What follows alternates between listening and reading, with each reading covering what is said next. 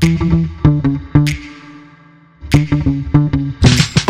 a good point. You're going back to, as a leader that is high pressure, but they're getting the help to manage this high pressure. Guess what their team is not doing? Also taking that learning. So, or their bosses or their colleagues. So, how does a leader go back working on themselves, getting their self awareness of how to manage that stress back into their team who are not learning the same things? How did they approach that? That's a big task. Mm-hmm. And I think that's a roadblock a lot of people run into. And I think it depends also where you are in the organization as well, of how to go about doing that. But I think and this is true for, in my opinion, leadership in general, leading by example is very powerful. And I think that being leading by relationship is important, and being appropriately open when you feel like that's helpful is useful. And so I think, and also if you think about, this is a silly example, it's like the boss who comes back from vacation and they're like they're like a little more relaxed, and then 2 days later they're back to what they were doing. But I think like that first day back, I think we see a little bit of that more like from a longevity perspective, when people like they're having these shifts, and so I'm just using calm as an example, but let's say they're able to be a little bit more calm through these situations, right? And even if they do nothing else, like their team picks up on that. Like interpersonal dynamics are really obvious to people, like unconsciously, if you will. So it rubs off on the team. And then on top of that, if you're helping two people on your team navigate a conflict, and they're in your office, let's say, you're like, okay, well, when you're calm, right? You're co-regulating with them. It's what you do with children. And then so they were like, oh, I don't actually have to be angry about this. We can just have a conversation. And here's how we do that. Oh, okay. Like that's actually better. It's easier. And so then, you're teaching skills as they come up. You're also teaching them by just being yourself. And then if you want to make a more conscious effort, you can then implement things that you are learning from a cultural perspective that's just much harder and takes a lot longer and requires a lot of buy-in and stuff like that. Where does communication come into this? Because in a high pressure situation, you're probably being very quick, short bursts, because it's all about emergency. It's all about addressing things right away. But if you're trying to get out of that mindset, even in that environment, communications with our teams and our colleagues might need to shift as well. What does that look like? Well, first, I like to tell people you need to decide what's urgent and what's important, because a lot of things are not urgent, but we treat them like they are. And so that gets like everyone all frazzled, making these quips at each other, like all these things. But really, yes, okay, so we have those situations, but those are actually pretty small in number, especially if you're doing your job right. And so, and that I say that there are some caveats to that, of course, but in a lot of times that's true. But also, and this has been a personal journey for me as well, like I'm a very direct person. I am a really reactive person.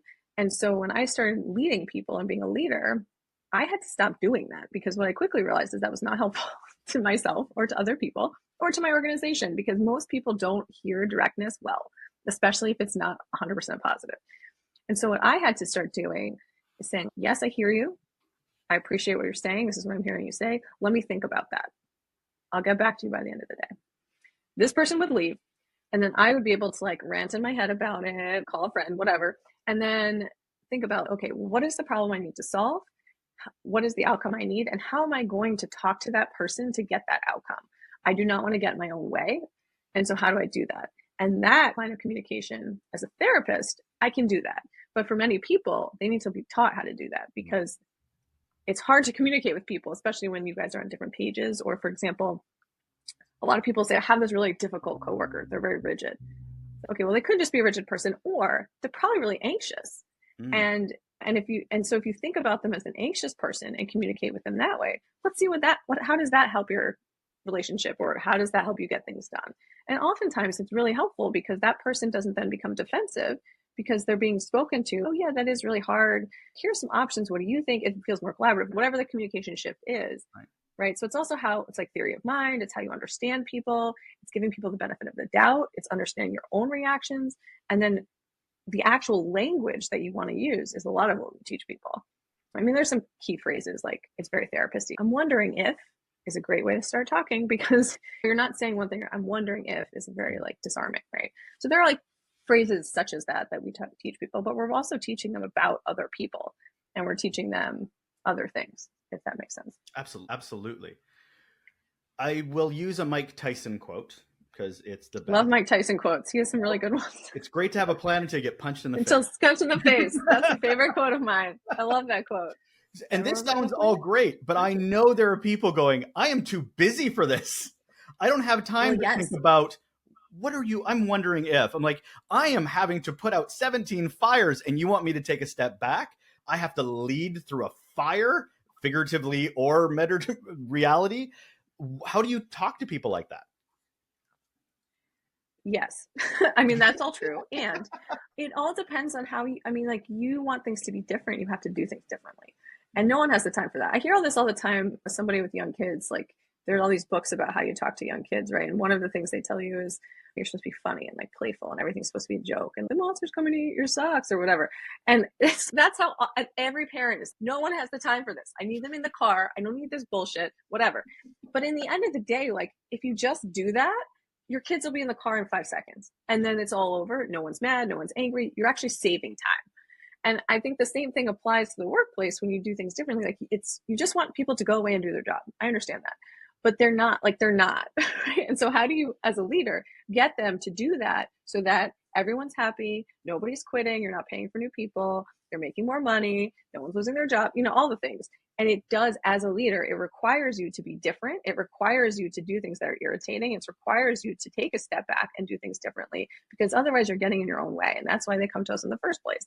Mm-hmm. So no, you don't really have time, but you don't really have a choice. And that's just like where we all kind of land. And it doesn't have to necessarily be this giant shift all the time. You don't have to be everyone's friend and be like really therapist-y with them all the time. But there are moments that you'll learn to do that, which are really helpful. And that actually buys you a lot of grace in all the times that you don't do it because you're not going to do it all the time. Parents are not always going to be like, whatever. Eventually one day you lose your shit and you're like, get in the fucking car, right? And so it's no different at work. It's like the more times you don't do that, the more efficient everything is, the happier people are, and then the less people are upset when you don't do it.